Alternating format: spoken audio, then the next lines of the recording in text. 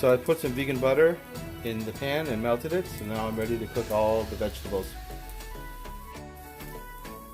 I'm going to cook the carrots, peas, and green beans first because they were frozen, so they'll take a little bit longer to cook, and then I will add the garlic, ginger, and onion. Okay, I've added the ginger, onions, and garlic, and I'll cook this for a little while until the garlic is fragrant, and then I will add the rice and my barbecue tofu.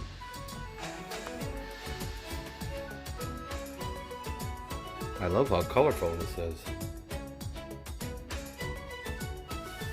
Okay, now I've added the rice, and then I will add the liquid aminos, which is like soy sauce, and I'll add the barbecue tofu.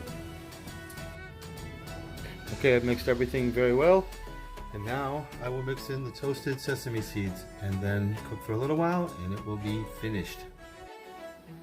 And there it is, ladies and gentlemen. Take out Chinese fried rice at home, homemade. All finished Chinese pork fried rice with cashews.